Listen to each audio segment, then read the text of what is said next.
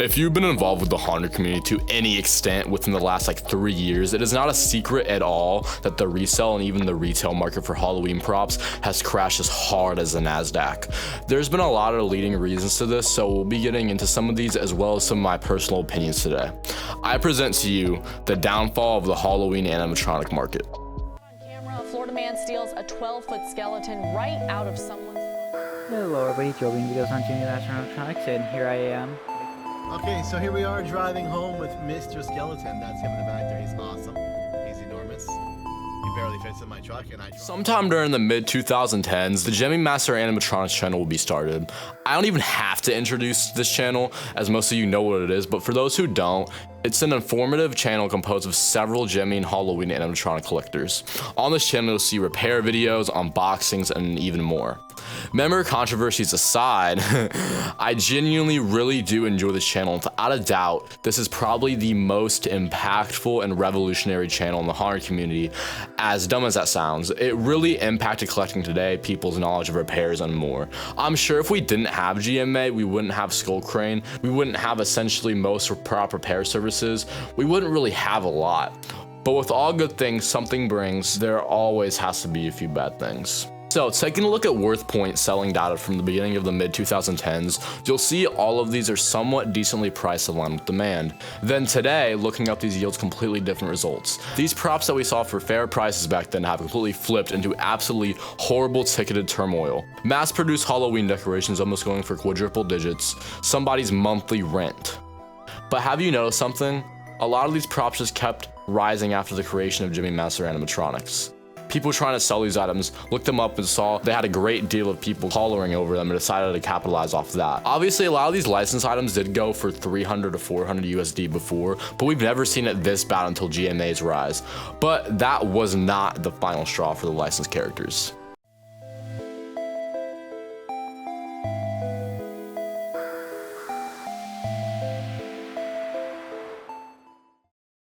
Going on eBay today, you'll probably see at least a few listings with the keywording of Gemmy morbid hard to find, but these didn't just get coined out of nowhere. Searching up the prior keywords that were brought up, you'll see a variety of different eBay sellers use them, but the seller you'll see the most prominently goes by the display name of Halloween Collector Connection. Meet Jordan Gilliam, who you may know by his name online, Halloween Hooligans, or most infamously, Halloween Collector Connection on eBay and Mercari. A Halloween prop collector from the state of Michigan, he travels across the US finding props to flip and resell, being the haunter community's most famous reseller, with some people having conflicting opinions on him. Ever since around the start of his Halloween prop reselling journey, Gilliam has used the keywording that we brought up prior, morbid Gemmy HTF being across every single listing of his. Something you'll notice as well is the prices that his items go for. A Gemmy Industries animated Jason Voorhees animatronic, nearly $1,000, with several other items clearing the quadruple digit mark. That's basically how the 4-digit trend with these characters started. Gilliam took a few, was persistent with selling them, and morphed the market, still affecting it years later. To this day, as I showed you earlier, Gilliam's mark, some would say a bleeding wound, has been left on the Halloween prop market. Several resellers took after him, utilizing his keywords and pricing.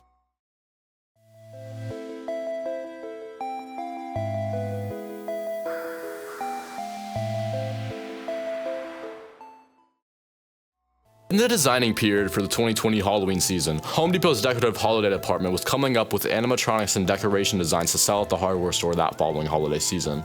I'm not here to explain the entire history of Home Depot's 2020 Halloween development, but out of many characters, one definitely stood out: a larger than oversized 12-foot posable skeleton.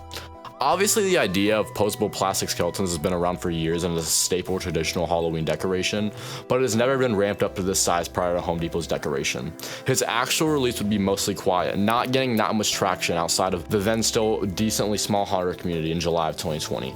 Flash forward to a little more into the Halloween season, chaining into stores receiving him and people getting him. His unique size proportions would go bonkers on Twitter seemingly overnight, having several viral tweets about him.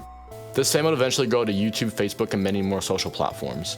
To skip a few chapters that have already been explained many times before, His social media fame would open new doors to many haunters joining the community, and would unfortunately turn up some bad apples, the scalpers. The 12-foot skeleton was scalped from left to right, mixed in with the COVID-19 supply issues, which we'll get into how that caused a hand in the downfall later. The 12-foot skeleton was almost impossible to get going later into the 2020 season, and even following all the way through the 2021 season. Everybody wanted to get one, but most who actually did would buy multiple and sell them for upwards of $600 USD, that being double its actual retail price of $300. This would be the community's first taste of scalpers, and nowhere near the last. The scalping grew so much hype around him, people always seeing him sold out were naturally drawn to him and into learning more. That's when even general families would get into haunting. Before 2020, it was generally easy to get any prop you wanted, but after 2020, it was made almost impossible if you wanted to get something in stores, didn't want to wait the second the store's doors open, and didn't want to wake up 5 a.m. and be among the first to purchase a prop. After the release of the 12-foot skeleton would come Halloween at Home Depot's popularity, which as stated before in the last segment, would open doors to many new haunters, expanding our community and reach. This would as well open many doors to making Home Depot's drops more hyped up, the one main horseman in this being Halloween fanatics. Love them or hate them, there's no way you haven't heard of that group. Their watermarks are always plastered over everything, and they've sometimes even been the original source for Halloween animatronic leaks. They didn't do anything directly to the market, but they did open the doors to several more people being in the community. And with the fast times that they upload props going into stock, it gets more people into buying stuff. Now, obviously, Decorating Fanatics isn't the best group to support for various reasons, so I'm in no way gassing them up, it's just a contributing factor to this video's main point. Recently, scalpers have really died down in the community, but they are still somewhat prevalent with some hotter items like Lewis and whatnot. But yeah. A lot of the scalping did come to a close, but the market is still absolutely shot. There's no chance you're getting anything good, but yeah, it's crazy. So I don't really know how to end this video. I want to say though, sorry this video was a little weird to listen to.